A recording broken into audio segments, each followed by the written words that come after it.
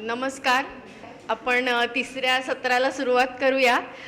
विभावरीताईंना मी विनंती करते की त्यांनी व्यासपीठावर यावं. आजच्या तृतीय सत्रात सगळ्यांचे मनपूर्वक स्वागत आहे. भारताची राज्यघटना व व्यक्तिस्वातंत्र्य या विषयावर आज आपण विभावरीताईंकडून त्यांचे विचार ऐकणार आहोत. विभावरीताई पेशाने वकील असून दिवाणी कौटुंबिक न्यायालयामध्ये वकिली करतात. भारतीय विचार साधना पुणे प्रकाशन येथे कार्यरत असून सुमंत्र या संस्थेच्या संस्थापक आणि विश्वस्त आहेत. अनेक वृत्तपत्रांमध्ये कायदेविषयक मुलाखती लेख त्यांचे प्रकाशित झालेत. तसेच अनेक दिवाळी अंकांमध्येही त्यांनी लेखन केलेलं आहे.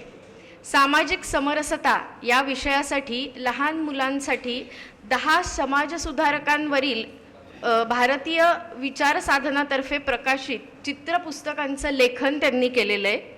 सहज सुगम संविधान तसंच Jammu and Kashmir before and after article 370 ही पुस्तकं त्यांची प्रकाशित झाली आहेत. नागरिकत्व सुधारणा कायदा 2019 वरील पुस्तक त्यांचं नुकतंच प्रकाशित झालं आहे. तसंच त्या हौशी ललित व काव्यलेखनही करतात. अनेक कॉन्फरन्सेस सेमिनार्समध्ये त्यांचे पेपर सादर झालेत.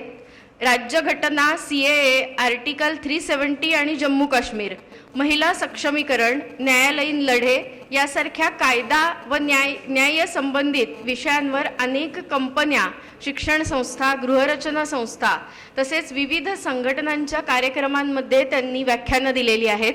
तर अशा या विभावरीताईंचा सत्कार किशोरजींनी करावा अशी मी त्यांना विनंती करते.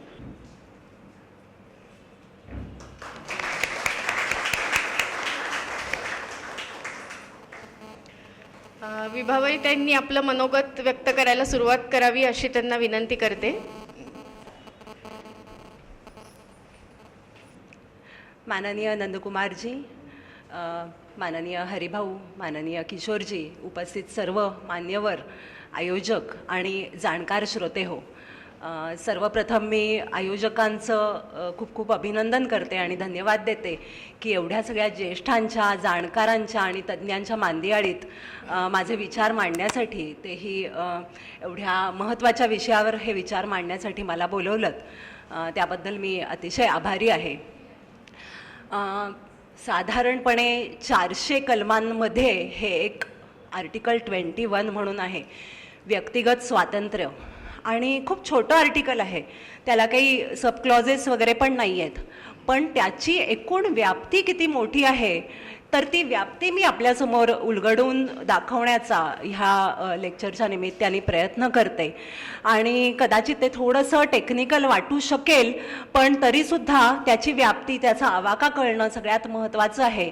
खूपदा असं होतं की मागच्या 4-6 वर्षात तर अशा खूप घटना किंवा असे खूप सर्वोच्च न्यायालयाने निकाल दिलेले आहेत आणि तेव्हा आपल्याला असं वाटलेलं आहे की हे काय, म्हणजे हा काय व्यक्ती स्वातंत्र्य असं काय ह्याला म्हटलं जातं, किंवा हे कुठे घेऊन जाणार आहे आपल्याला, असे खूपसे प्रश्न निर्माण होतात.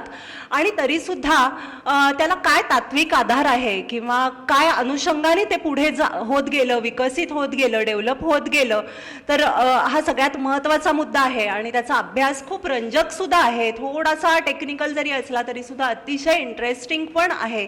आणि तो एकदा आपण हे सगळं बघितलं की आपल्याला नवीन नवीन जे निकाल येत असतात न्यायालयाचे, त्यांचे अर्थ लागतात आणि व्यक्तिगत स्वातंत्र्याच्या अवाक्याची, त्याच्या व्याप्तीची जाणीव होते आणि ती अतिशय सुंदर आहे. आपण खूप कन्व्हिन्स होतो त्याला. पण मी मगाशी म्हटलं तसं 400 कलमांमधलं हे एक आर्टिकल आहे आणि असंच ॲब्रप्टली मी आत्ता सुरुवात केली तर ते तसं समजणार नाही.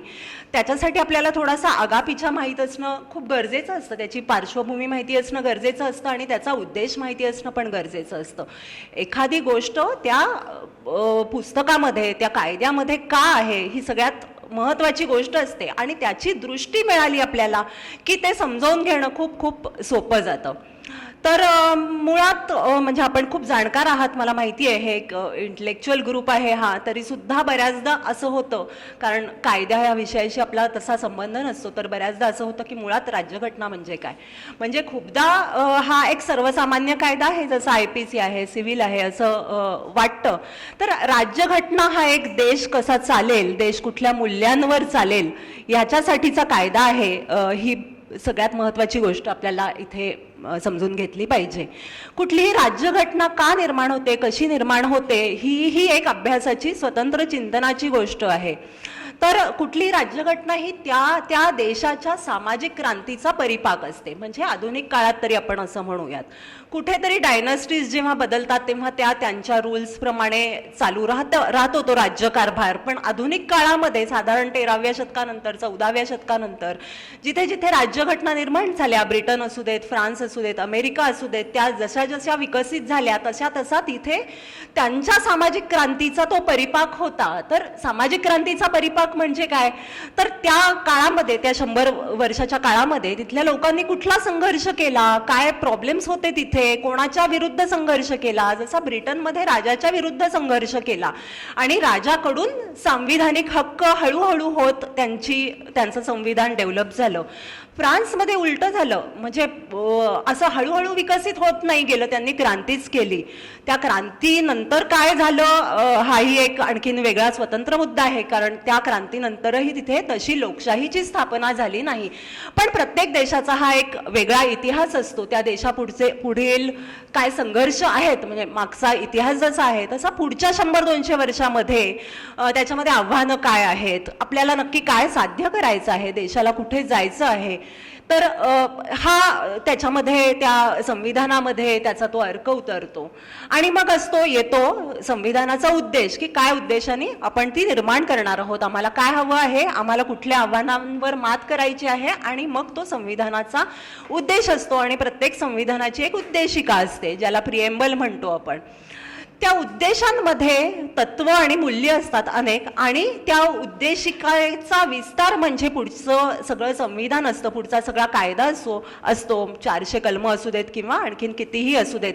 तर सगळी अशी ती मूल्य तत्व त्या उद्देशिकेमध्ये दिलेली असतात. एक प्रकारचं ते पूर्ण संविधानाचं ओळखपत्र असतं असं म्हणूयात. म्हणजे एखाद्या संविधानासंदर्भामध्ये आपल्याला शक्य नाही होणार त्यातली 400 कलमं वाचणं, पण जर प्रिएम्बल वाचलं तरी बऱ्याच गोष्टी आपल्याला कळतात. जसं की बांगलादेश किंवा पाकिस्तान ह्यांची प्रिएम्बल्स जरी वाचली, ह्याचा जरी अभ्यास केला, तरी असं आपल्याला कळतं की ते कसं इस्लामिक तत्वांवर आधारलेलं राज्य आहे. आणि मग आपण अगदी इझिली गेस करू शकतो की त्याच्या पुढच्या सेक्शन्समध्ये काय असणार आहे, म्हणजे ती कुठली तत्व असणार आहेत. ती आधुनिक जगाने मान्य केलेली लोकशाहीची तत्व असणार आहेत की इस्लामिक तत्व असणार आहेत. तर हे प्रिएम्बल हे एक आपलं ओळखपत्र असतं पूर्ण संविधानाचं. प्रिएम्बलकडे जाण्या अगोदर आपण बघूयात, की आपण म्हटलो पार्श्वभूमी पण बघूयात आणि उद्देश पण बघूयात. उद्देशिकानंतर येईल 1 मिनिटांनी पुढच्या स्लाइडमध्ये. पण संविधान पूर्व भारत काय होता, तर साधारण 1000 वर्षांचा विचार केला आपण, तर इस्लामी आक्रमणं झाली होती, राज्य केलं होतं, त्याच्यामुळे कुठेतरी हतबलता आली होती, आत्मविश्वासाचा अभाव पण निर्माण झाला होता. सगळ्यात महत्त्वाचं म्हणजे आपली काही, म्हणजे जे काही मोडतोड झाली, विद्यापीठांची नासधूस झाली, त्याच्यामुळे असू देत किंवा इतरही त्याला बरीच कारणं आहेत. आता त्याच्या कारणांचा विचार नको करायला आपण, पण आपल्याला आपल्या संस्कृतीचा, महान संस्कृतीचा, ज्ञानाच्या खजिन्याचा विसर पडला होता. अनेक अनिष्ट प्रथा आपल्या समाजामध्ये रूढ झाल्या होत्या, आणि जी व्यवस्था एका चांगल्या गोष्टीसाठी आपण केलेली होती, ती खूप रिजिड झाली होती. आणि त्याच्यामुळे सामाजिक, आर्थिक, लैंगिक विषमता निर्माण झाली होती, संधीची असमानता होती, कुठेतरी संधी सगळ्यांना एकसारख्या मिळत नव्हत्या. आता हे फक्त भारतातच झालं होतं का, तर असं नाही, की एक तो ट्रान्झिशनल पिरियड होता मानवाच्या उत्क्रांतीचा, आणि जगभरात आपल्याला हे शोषक आणि शोषित हे दिसतात. आणि त्याप्रमाणे भारतात पण अशा काही अनिष्ट प्रथा होत्या. त्याच्या व्यतिरिक्त विविध छोट्या छोट्या राजवटी होत्या, संस्थानं होती. आपल्याला माहिती, देश स्वतंत्र होताना सुद्धा ही संस्थानं होती. आणि ब्रिटिशांनी जे काही 150 वर्ष राज्य केलं होतं, त्यात त्यांनी कुठेतरी डिवाइड अँड रूल अशा पद्धतीने राज्य केलं होतं. त्याच्यामुळे आपल्याला ही विषमता आणखीन जाणवू लागली होती, कुठेतरी खूप वर्ग निर्माण झाले होते. याच्या व्यतिरिक्त आपल्याकडे मूलभूत अशी सांस्कृतिक विविधता पण आपली होती आणि ह्या सगळ्यामुळे आपल्याला कुठेतरी एक एकात्म राज्य हवंय, एकात्म राष्ट्र हवंय, ह्याची आवश्यकता होती आणि ती आवश्यकता आपण आपल्या प्रिएम्बलमध्ये म्हटलेली आहे.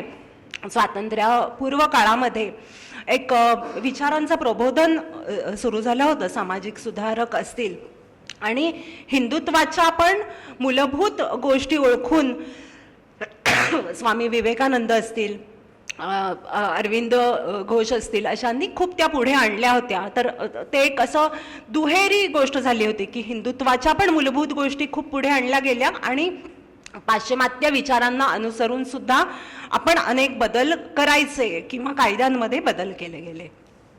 तर हा होता संविधानपूर्व भारत. 1950 मध्ये आपण संविधान स्वीकारलं. तर ती उद्देशिका आपण बघूयात आणि मग आपण आपल्या आर्टिकल 21 कडे वळूयात. तर त्या कुठल्याही संविधानाचे दोन भाग असतात की एक व्यवस्थात्मक असतो, म्हणजे लोकशाही गणतंत्र राबवण्यासाठी तुम्हाला नक्की काय काय व्यवस्था आवश्यक आहेत, मंत्रिमंडळ कसं असेल, पंतप्रधान कोण असतील, राज्य कशी असतील, देश कसा चालेल, असा एक व्यवस्थात्मक भाग झाला. आणि दुसरी म्हणजे मूल्य, म्हणजे नागरिकांना तुम्ही काय देणार आहात आणि राज्य एकूणच कसं चालणार आहे. तर त्यामध्ये आपण असं म्हटलं की आम्हाला सामाजिक, आर्थिक, राजनैतिक न्याय हवा आहे, आम्हाला स्वातंत्र्य, समानता हवी आहे आणि त्याच्यामध्ये या सर्वांमध्ये व्यक्तीची प्रतिष्ठा, राष्ट्राची एकता आणि एकात्मता यांचे आश्वासन देणारी बंधुता प्रवर्धित करण्याचा आम्ही निर्धार केलेला आहे. म्हणजे न्याय, स्वातंत्र्य, समानता, व्यक्तीची प्रतिष्ठा, एकता आणि एकात्मता आणि त्याहून सगळ्यात जास्ती महत्त्वाची गोष्ट होती की बंधुता.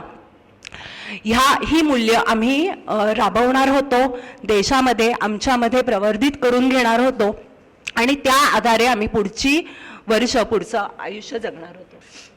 तर हे आहे आपलं प्रिएम्बल.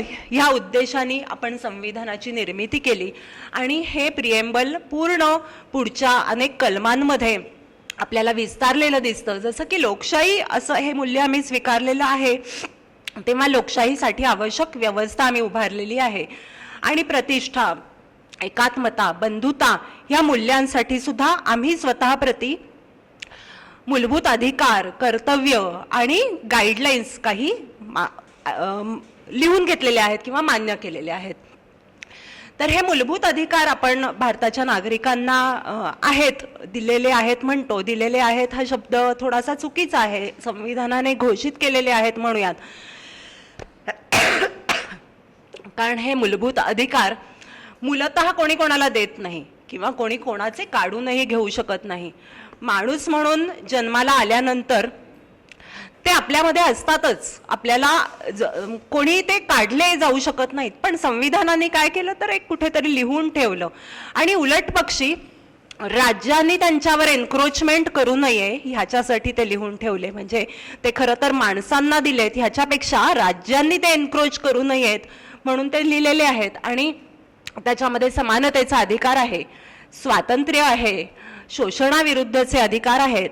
आपल्याला माहिती आहे की आपल्याला उपासनेचा मूलभूत अधिकार आहे, आपल्याला हवा तो धर्म, हवा तो बिलीफ फॉलो करण्याचा अधिकार आहे. मायनॉरिटी राईट्स ज्याला म्हणतो आपण, कल्चरल अँड एज्युकेशनल राईट्स, जसं की आपल्याला आपली भाषा, लिपी संवर्धन करण्याचा अधिकार आहे. आणि राईट टू कॉन्स्टिट्युशनल रेमेडीज हा एक खूप मोठा महत्त्वाचा अधिकार आहे की सगळे दिलेत, सगळे घोषित तर केलेले आहेत, पण ते जर एन्क्रोच झाले तर आम्ही काय करायचं, कुठे जायचं. त्याला सर्वसामान्य कोर्ट्स नाही आहेत, तर सर्वोच्च न्यायालयाला आणि उच्च न्यायालयाला त्याचे अधिकार दिलेले आहेत, राईट टू कॉन्स्टिट्युशनल रेमेडीज. त्याच्या व्यतिरिक्त त्याच्या अगेन्स्ट आम्ही सर्वोच्च न्यायालयात किंवा उच्च न्यायालयात जाऊन राज्याच्या विरुद्ध ते अधिकार एन्फोर्स करू शकतो. ते एन्फोर्सेबल राईट्स असतात आणि ही कॉन्स्टिट्युशनल रेमेडी एक मूलभूत अधिकार म्हणून आम्हाला दिलेली आहे, संविधानाने घोषित केलेली आहे. आता आजच्या विषयाकडे खऱ्या अर्थाने आपण वळत आहोत. अनुच्छेद 21 खूप खूप छोटा सगळ्यात छोटा अधिकार आहे हा, किंवा छोट्या वर्ड्समध्ये पण म्हणजे इंग्लिशमधले फक्त 18 शब्द आहेत. आणि मी मुद्दाम ते मराठी आणि इंग्रजीमध्ये लिहिले आहेत आणि जे हायलाईट केलेलं आहे त्या हायलाईटवर आपलं बरंच पुढचं लेक्चर अवलंबून असणार आहे की जीवित व व्यक्तिगत स्वातंत्र्य यांचे संरक्षण कायद्याद्वारे प्रस्थापित केलेली कार्यपद्धती अनुसरल्याखेरीज कोणत्याही व्यक्तीस तिचे जीवित आणि व्यक्तिगत स्वातंत्र्य यापासून वंचित केले जाणार नाही. No person shall be deprived of his life or personal liberty except according to procedure established by law. Thank you.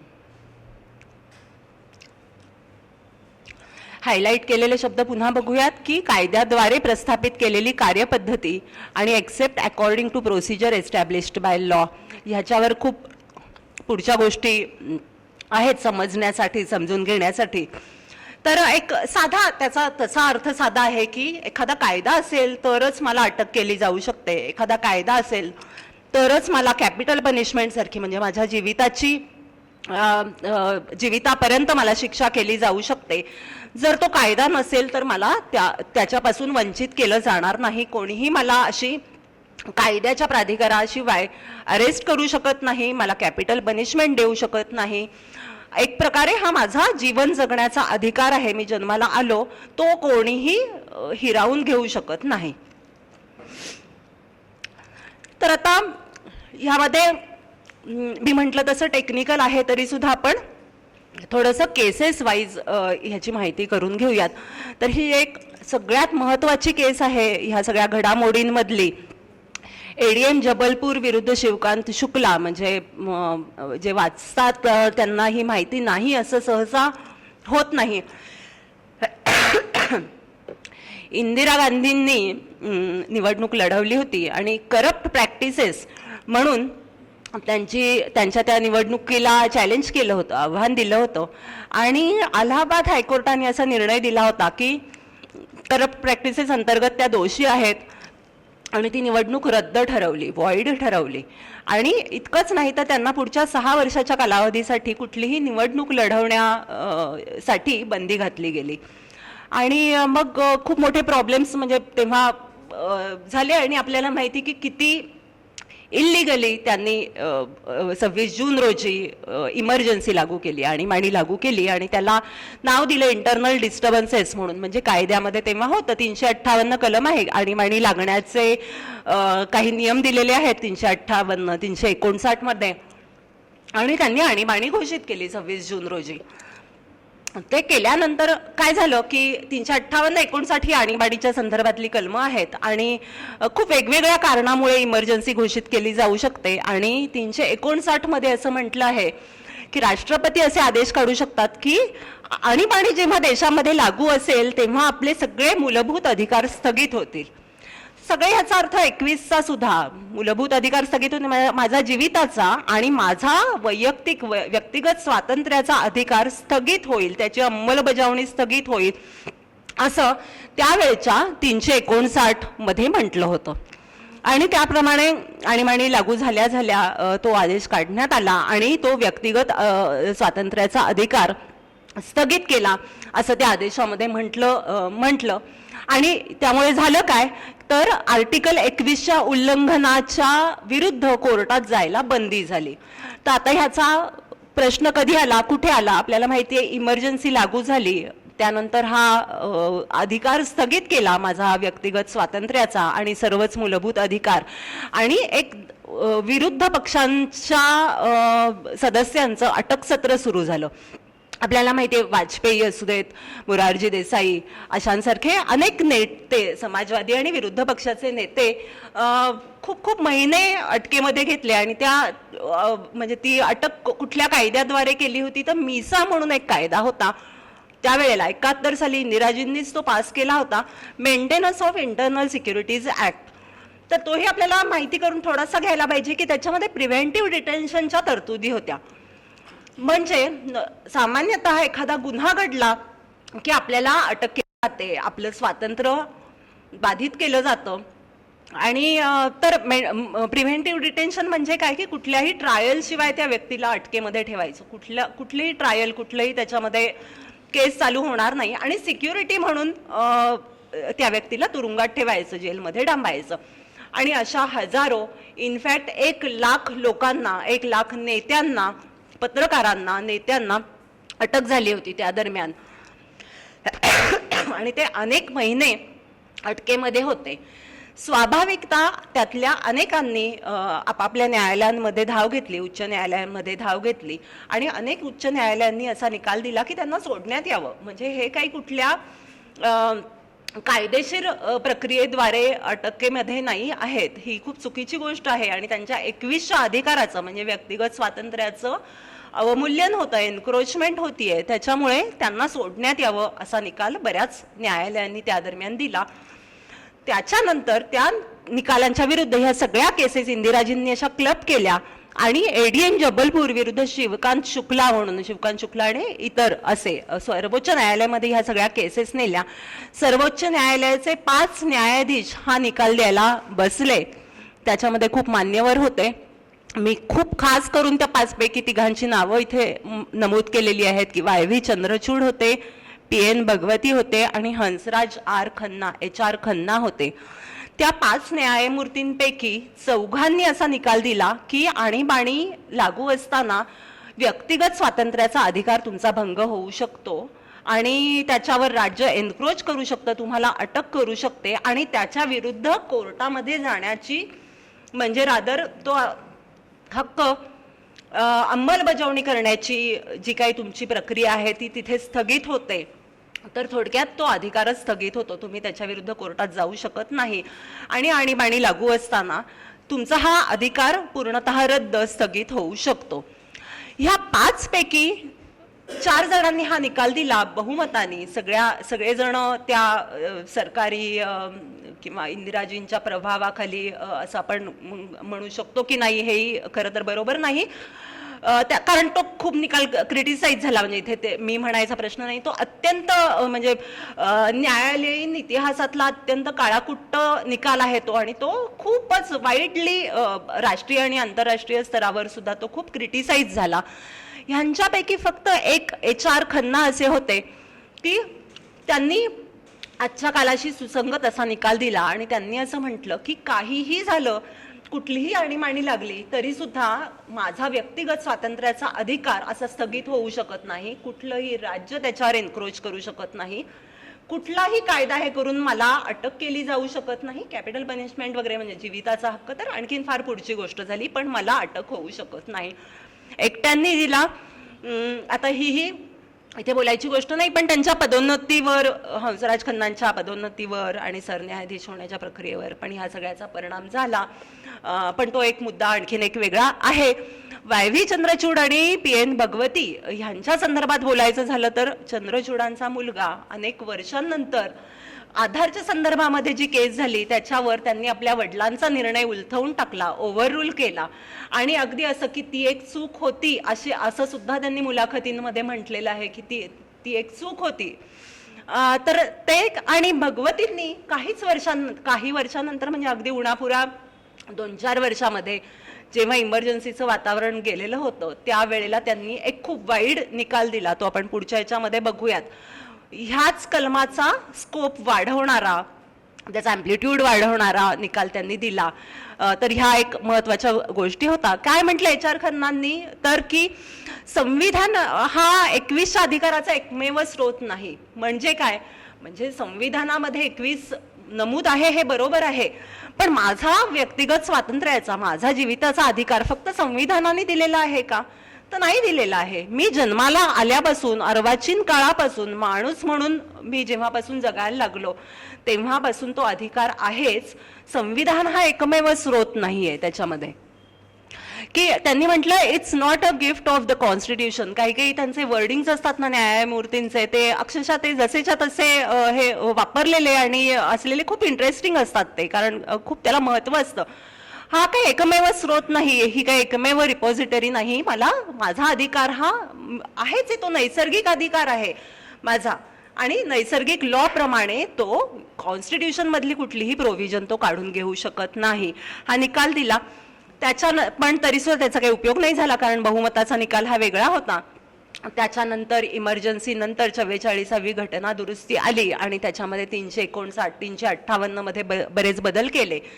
मिसा कायदा 78 साली रद्द केला, ज्याच्यामध्ये या प्रिव्हेंटिव्ह डिटेन्शनच्या जाचक तरतुदी होत्या, आपण असं म्हणू शकतो. 358 मध्ये काय बदल केला तर इंटरनल डिस्टर्बन्सेस म्हणून आणीबाणी लागण्याची जी पद्धत होती, म्हणजे जी सोय होती, जी तरतूद होती, ती बंद केली. इंटरनल डिस्टर्बन्सेस म्हणून आता कोणीही ज्या प्रकारे इंदिराजींनी आणीबाणी लावली होती त्या प्रकारे लावू शकत नाही. आणि 359 मध्ये जे म्हटलं होतं की व्यक्तिगत स्वातंत्र्याच्या अधिकारावर स्थगिती येऊ शकते, ती काढून टाकली, त्याचं एक्सेप्शन केलं, ते काढून टाकलं. त्याच्यामुळे आता पुन्हा ही सिच्युएशन येणं आणि मानवी म्हणजे माझ्या स्वातंत्र्याच्या अधिकाराची पायमल्ली त्या काळात जेवढी झाली, कारण महिनोन्महिने 18 महिने 2 वर्ष आपले उत्तम उत्तम नेते, पत्रकार ज्यांनी बोलायला हवं होतं त्या सगळ्यांचेच आवाज दाबले. फक्त व्यक्तिगत स्वातंत्र्यच नाही तर माझं विचार स्वातंत्र्य, माझं राईट टू एक्सप्रेशन, ह्या सगळ्यावर त्या दरम्यान बंदी आली होती. त्यामुळे ही केस खूप प्रसिद्ध म्हणून सुद्धा लक्षात ठेवण्यासारखी आहे की काय व्हायला नको हे एक गालबोट आहे. त्याच्यानंतर मात्र सर्वोच्च न्यायालयाने खूप खूप चांगली, खूप व्यापक भूमिका घेतलेली दिसते. तर ती झाली. याच्यामध्ये 2 गोष्टी महत्त्वाच्या होत्या त्या म्हणजे त्या केसच्या अनुषंगाने समजून घेण्यासाठी सुद्धा, की जेव्हा संविधान निर्मिती होत होती तेव्हा आपल्याला माहिती की हे सुमारे 3 वर्ष संविधान लिहिण्याची प्रक्रिया करत होते. वेगवेगळ्या कमिटीज होत्या. त्या कमिटीजनी काही एक बेसिक ड्राफ्टिंग करून मग त्याच्यावर चर्चा करायची, अशी साधारण त्यांची व्यवस्था होती. त्याच्यामध्ये पहिला शब्द होता, म्हणजे जेव्हा हे कलम ड्राफ्ट केलं होतं की आपण प्रोसिजर एस्टॅब्लिश्ड बाय लॉ हे आत्ता आहे, पण सुरुवातीला त्याचं होतं ड्यू प्रोसेस. ड्यू प्रोसेस म्हणजे योग्य प्रक्रिया. तर सॉरी की मी थोडंसं ह्याच्या अगदी कायदेशीर किचकटीत जाते आहे, तरी सुद्धा आपण एक लक्षात ठेवूयात की योग्य प्रक्रियेद्वारे जर मला अटक केली, माझं स्वातंत्र्य एन्क्रोच केलं, तर ती चालणारी गोष्ट आहे. असं तेव्हा म्हणजे त्याच्याशिवाय कोणी करू शकत नाही असं कायद्यामध्ये, कलमामध्ये म्हटलं होतं. पण योग्य प्रक्रिया म्हणजे काय किंवा ड्यू प्रोसेस म्हणजे काय आणि ती योग्य आहे हे ठरवणार कोण? जर कायद्यामध्ये तसं लिहिलं असतं तर ते योग्य आहे हे कोण ठरवणार? तर नॅचरली सर्वोच्च न्यायालय, उच्च न्यायालय त्याचं इंटरप्रिटेशन करणार की ती योग्य आहे की नाही. आता जर ते तसं केलं असतं तर काय झालं असतं? तर संसद कायदा करणार एखाद्या गोष्टीसाठी, व्यक्तिगत स्वातंत्र्य हिरावून घेणारा असू देत किंवा कुठलाही कायदा करणार, आणि त्याचा अर्थान्वय, त्याचं इंटरप्रिटेशन कोर्ट लावणार, कोर्ट करणार की नाही ही प्रोसिजर योग्य नाही आहे. आणि ह्याचा अर्थ कायदेकारी जे अधिकार असतात ते थोडक्यात कोर्टाला देण्यासारखं झालं असतं. त्याच्यामुळे त्या ड्यू प्रोसेस ह्या गोष्टीला थोडासा विरोध सुरू झाला. ड्यू प्रोसेस हा अमेरिकन शब्द होता. आपण मूलभूत अधिकार हे अमेरिकेच्या संविधानाप्रमाणे घेतलेले आहेत, बिल ऑफ राईट्स प्रमाणे घेतलेले आहेत. ड्यू प्रोसेस हा शब्द अमेरिकेच्या संविधानामध्ये होता. मग BN राव म्हणून एक सदस्य होते, त्यांनी हे ऑब्जेक्शन घेतलं की हे ड्यू प्रोसेस नको. त्याला इतरही कारणं होती. एक सगळ्यात महत्त्वाचं म्हणजे मी म्हटलं की कायदेकारी अधिकार न्यायालयाला जाते, म्हणजे लोकांनी निवडून कोणाला दिलेलं आहे तर लोकप्रतिनिधींना दिलेलं आहे. आणि एखादी गोष्ट राईट आहे किंवा रॉंग आहे हे ठरवणार कोणतं? न्यायाधीश ठरवणार. न्यायाधीशांना निवडून दिलेलं आहे का नाही दिलेलं आहे, असा तो एक प्रश्न होता. दुसरा एक ऑब्जेक्शनचं कारण असं होतं की न्यायालयांवर भार पडेल त्याचा, प्रत्येकच गोष्ट बरोबर आहे की नाही, चूक आहे, आणि प्रचंड केसेस वाढतील, न्यायालयांवर भार पडेल. आणि तिसरी एक महत्त्वाची गोष्ट होती की त्या दरम्यान संविधान लिहिलेलं जात असताना आपल्याला माहिती, फाळणीमुळे ज्या काही गोष्टी झाल्या होत्या, जे काही दंगे झाले होते, रायट्स झाले होते, त्याच्यामुळे तेव्हा परिस्थिती अशी होती की प्रिव्हेंटिव्ह डिटेन्शनच्या तरतुदी वापरणं, त्या निमित्ताने अटक करणं किंवा एकूण सिक्युरिटी, शांतता ठेवणं, लॉ अँड ऑर्डर ठेवणं ही अत्यंत महत्त्वाची गोष्ट होती. त्यामुळे प्रिव्हेंटिव्ह डिटेन्शन आवश्यक होतं. त्याच्यामुळे जर त्याच्यामध्ये ड्यू प्रोसेस म्हणजे योग्य ती प्रक्रिया न्यायालयांना यूज करायला किंवा विचार करायला संधी दिली असती तर त्या पद्धतीने लॉ अँड ऑर्डर मेंटेन करणं कदाचित शक्य झालं नसतं. अशा विविध गोष्टींमुळे ड्यू प्रोसेस या गोष्टीला विरोध झाला आणि मग जपानी संविधानाप्रमाणे आपण शब्द घेतले प्रोसिजर एस्टॅब्लिश्ड बाय लॉ. म्हणजे काय तर लॉ एक आहे, जसं की प्रिव्हेंटिव्ह डिटेन्शन लॉ आहे, मिसा कायदा आहे. मग न्यायालय बघणार नाही त्या मिसा कायद्यामधल्या तरतुदी चूक आहेत का बरोबर आहे. कायदा आहे ना, संसदेने पास केलेला कायदा आहे ना, मग आम्ही पुढे बघणार नाही ते. मग फक्त झालेली अटक त्या प्रोसिजर प्रमाणे आहे की नाही बघणार, त्याच्या योग्य अयोग्यते, त्याच्या नैतिक गोष्टीमध्ये आम्ही जाणार नाही. आणि त्याच्यामुळे संविधान सभेमध्ये मध्ये दुरुस्ती झाली, म्हणजे अस्तित्वात येण्याच्या अगोदरच दुरुस्ती झाली आणि जपानी संविधानाप्रमाणे आपण प्रोसिजर एस्टॅब्लिश बाय लॉ. त्याच्यामुळे काय झालं की कायद्याने निर्धारित केलेली प्रक्रिया आहे ती आहे की नाही एवढंच फक्त कोर्टाला बघणं राहिलं. ती योग्य आहे की नाही बघण्याचे अधिकार कोर्टाला त्या दरम्यान तरी राहिले नाहीत. 1900 म्हणजे जेव्हा संविधान अस्तित्वात आलं तर इमिजिएट याचिका झाल्या, कारण प्रिव्हेंटिव्ह खाली अटक बऱ्याच गोष्टी चालू होत्या. तो गोपालन एक याचिका म्हणून खूप महत्वाची आहे. महत्वाची अशासाठी की त्याच्याही मध्ये निर्णय तसा खूप व्यापक दिला नाही, तर त्याच्यामध्ये असं म्हटलं की म्हणजे आम्ही त्याच्या योग्य किंवा अयोग्यतेत जाणार नाही, तर ह्या प्रोसिजरने तुम्हाला अटक केलेली आहे ना, त्याच्यामुळे आम्ही त्याच्यामध्ये जाणार नाही. ते चूक आहे का बरोबर आहे अशामध्ये जाणार नाही. तर ते 1950 साली असं म्हटलं त्यांनी की हे आम्ही फक्त लॉ काय आहे एवढंच बघणार.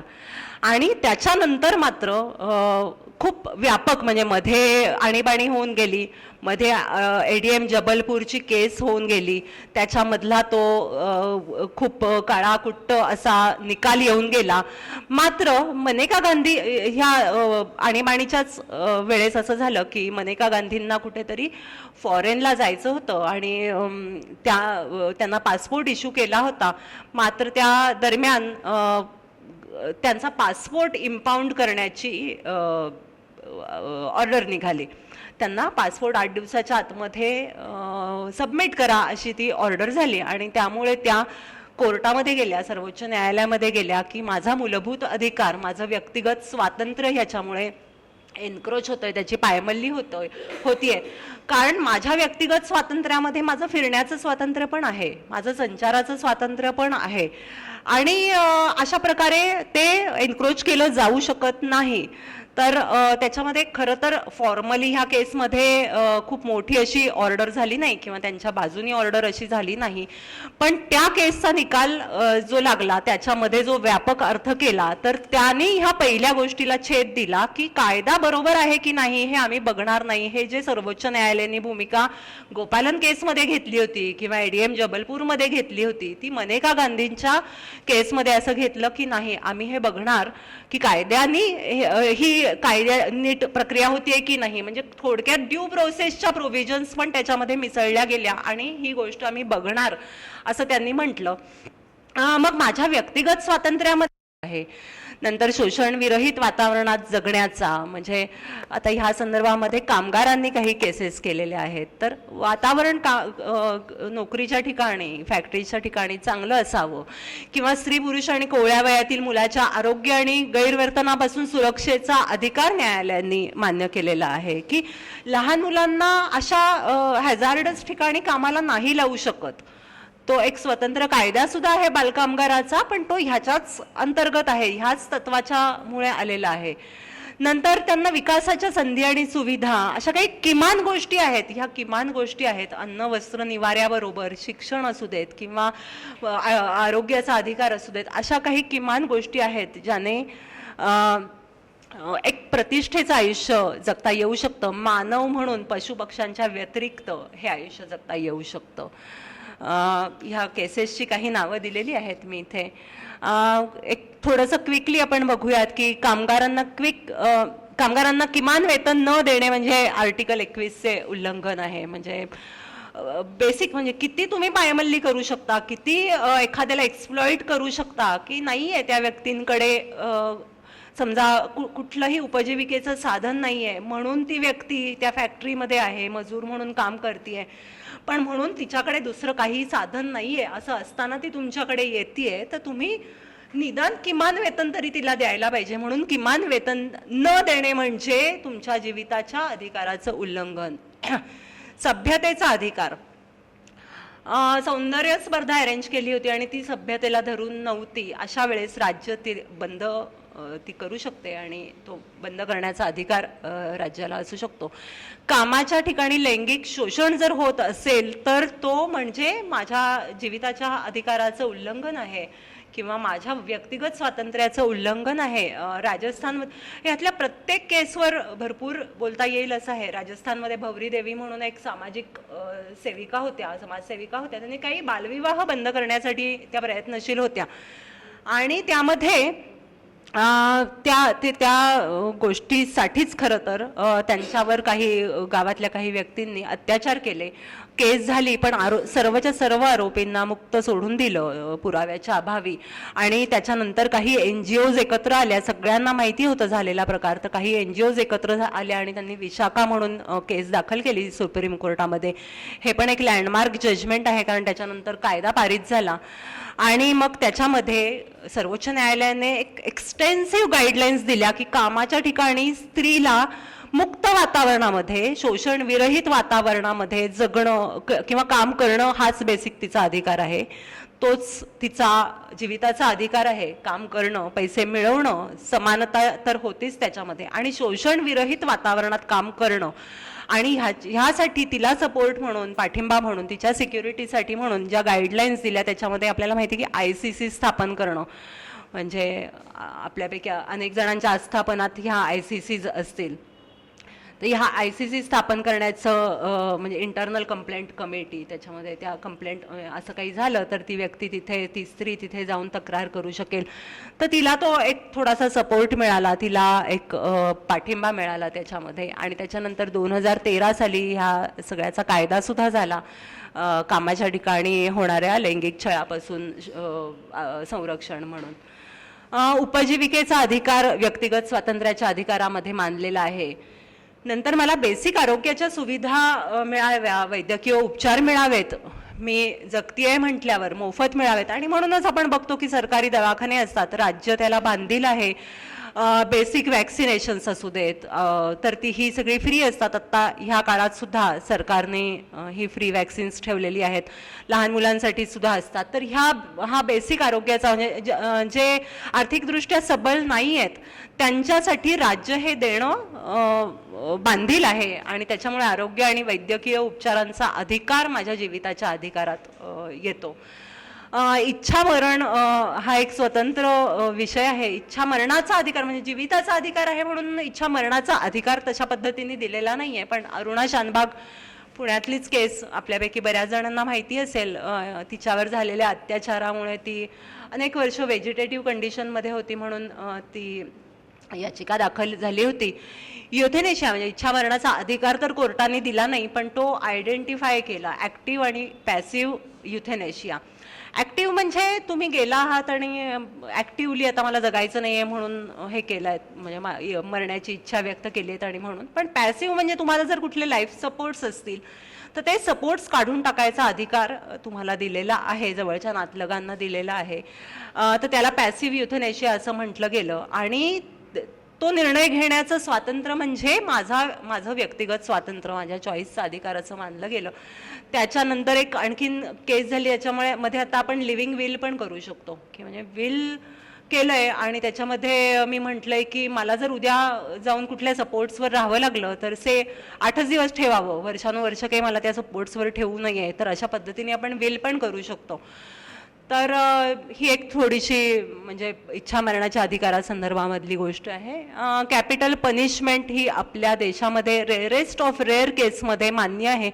अनेक देशांमध्ये त्याला बंदी आहे आणि असंच म्हटलेलं आहे की it goes against natural laws, it goes against my personal liberty and life. त्याच्यावर बरेच तज्ज्ञांचे वाद चालू असतात, पण आपल्या देशामध्ये ती रेअरली का होईना आहे. मग व्यापक आणखीन कसं झालं आहे तर माझं प्रदूषणमुक्त पाणी आणि हवा मिळण्याचा अधिकार, स्वच्छ वातावरणाचा अधिकार, ध्वनी प्रदूषणाविरोधात अधिकार. हे MC मेहता म्हणून होते समाजसेवक, त्यांनी अनेक केसेस अशा याचिका केलेल्या आहेत. तर कुठल्या फॅक्टरीमुळे असू देत किंवा काय वातावरण दूषित होत असेल, पाणी दूषित होत असेल तर राज्यांनी चांगलं पाणी, स्वच्छ पाणी देण्याचा अधिकार हा म्हणजे इतर नागरिकांचा आहे. पाणी मिळण्याचा अधिकार, किंवा माझ्या परिसरातलं वातावरण दूषित झालं तर राज्यांनी त्याच्यावर कार्यवाही करावी, अशा पद्धतीने हे अधिकार आहेत. आत्ता रिसेंटली आपण आधारमुळे असेल किंवा ह्या अगदी 17-18तल्याच गोष्टी आहेत, त्यामुळे राईट टू प्रायव्हसी ह्या विषयावर बरंच बोलतो. त्याची सुरुवात झाली होती खडकसिंग विरुद्ध उत्तर प्रदेश ह्या केसने. खडकसिंग म्हणून होता, त्याला बेलवर सोडलं होतं, कुठल्या तरी गुन्ह्यामध्ये तो अटकेत होता, त्याला बेलवर सोडलं होतं. मात्र रात्री अपरात्री पोलीस त्याच्याकडे येऊन जात होते आणि त्याच्यावर पाळत ठेवली जात होती. कधीही चौकशीसाठी कोणाहीकडे त्याची चौकशी करत होते आणि ह्याच्या विरुद्ध तो कोर्टात गेला आणि त्याला तर तो तसा मिळाला नाही, तरी सुद्धा न्यायालयाने आयडेंटिफाय केला राईट की खाजगीपणाचा, म्हणजे कधी इतर कोणी माझ्या खाजगी आयुष्यामध्ये न डोकावण्याचा अधिकार म्हणजे माझा जीविताचा आणि व्यक्तिगत स्वातंत्र्याचा अधिकार आहे. असं रात्री अपरात्री येऊन कुठल्याही कायद्याशिवाय माझी चौकशी होऊ शकत नाही किंवा माझ्यावर पाळत ठेवली जाऊ शकत नाही. त्याचप्रमाणे फोन टॅपिंगच्या संदर्भात सुद्धा कोर्टाने वेळोवेळी खूप प्रोसिजर्स सांगितलेले आहेत की काय प्रोसिजर वाईज फोन टॅपिंग केलं जाऊ शकतं. फोन टॅपिंग आपल्याला माहिती कुठल्या काही इसेन्शियल केसेसमध्ये करावं लागतं, पण त्याच्या गाईडलाईन्स कोर्टाने दिलेले आहेत. तर सर्वोच्च न्यायालय किंवा उच्च न्यायालय हे असं नागरिकांचं च्या मूलभूत अधिकारांचं संरक्षण ह्या वेगवेगळ्या केसेसद्वारे त्यांनी केलेलं आहे. आणि ते समजून घेणं ही एक छान वेगळी गोष्ट आहे की किती त्याचा आवाका वाढवला आहे. म्हणजे आपण बघितलं की एक 18 शब्दांचं आर्टिकल आहे, पण त्याच्यामध्ये किती अधिकार अंतर्भूत होत आहेत. तर ह्या सगळ्या वेगवेगळ्या केसेस, ह्याच्या वेगवेगळ्या स्टोरीज आहेत. एक भुवया उंचावल्या जाणारी अलीकडच्या काळातली गोष्ट म्हणजे LGBTQ अधिकार. आपल्याला असं फार थोडंसं वियर्ड वाटतं की LGBTQ असं 377 म्हणून IPC मध्ये कलम होतं. त्या अनुसार समलैंगिक संबंध हे फौजदारी गुन्हा होता आणि त्या फौजदारी गुन्ह्यासाठी बरीच शिक्षा पण होती. पोलीस पण खूप त्रास द्यायचे अशा व्यक्तींना. तर त्या संदर्भामध्ये 2-4 केसेस झालेल्या दिसतात. नाच फाउंडेशन ही केस होती, त्याच्यामध्ये त्यांनी डिक्रिमिनलाइज करावं ते कलम 377, म्हणजे त्यातला फौजदारी गुन्हा ही गोष्ट काढून टाकावी, कारण त्यामध्ये बऱ्याच गोष्टी आहेत. अर्थात फक्त व्यक्तिगत स्वातंत्र्य असं नाही आहे, त्याच्यामध्ये मेडिकल पण ग्राउंड्स बरीच आहेत. नंतर पुन्हा एका केसने ती म्हणजे ही खूप अनेक वर्ष 12-15 वर्षे ह्या गोष्टींवर विचार होऊन कधी असा कधी तसा निकाल दिलेला आहे. नंतर नालसा म्हणून एक जजमेंट आलं, तर त्यात फक्त समलैंगिकता असं नाही, होमोसेक्सुअलिटी असं नाही, तर जेंडर आयडेंटिटी ही सुद्धा तुमच्या अधिकारांअंतर्गत येते. जेंडर आयडेंटिटी म्हणजे मेल फिमेल. तर आपण अलीकडच्या काळात बघतो की अदर म्हणून सुद्धा एक सेक्शन आता आपण विविध फॉर्म्स भरतो, तर ते तेवढेच लिगली एंटायटल आहेत अदर म्हणून त्यांना त्यांची ही आयडेंटिटी जपण्यासाठी. आणि ती व्यक्तीची ओळख ही एक महत्त्वाची गोष्ट असते आणि त्या व्यक्तीचा जीवन जगण्याचा अधिकार आहे. मध्यंतरी अलीकडच्या काळात 2018 मध्ये अखेरीस ते 377 कलम डिक्रिमिनलाइज केलं गेलं, काढून टाकलं गेलं. आणि आता समलैंगिकता हा गुन्हा नाही आहे आणि आपण जेंडर वाईज सुद्धा क्युअर व्यक्तींना आयडेंटिफाय करतो. तर म्हणजे खास करून अशी जेव्हा काही मॉरल्स किंवा असे जेव्हा प्रसंग येतात तेव्हा आपण म्हणतो की सर्वोच्च न्यायालय खूप एन्क्रोच करतं आहे का. तर एके ठिकाणी शाह म्हणून आहेत, त्यांनी ह्या नाच फाउंडेशनच्या जजमेंटमध्ये म्हटलं, if there is one constitutional tenet that can be said to be the underlying theme of the Indian constitution, it is that of inclusiveness. This court believes that Indian Constitution reflects this value deeply ingrained in Indian society, nurtured over several generations. Inclusiveness हे आपल्या तत्वातलं म्हणजे किंवा आपल्या समाज रचनेतलं एक मूलभूत तत्व होतं आणि आहे.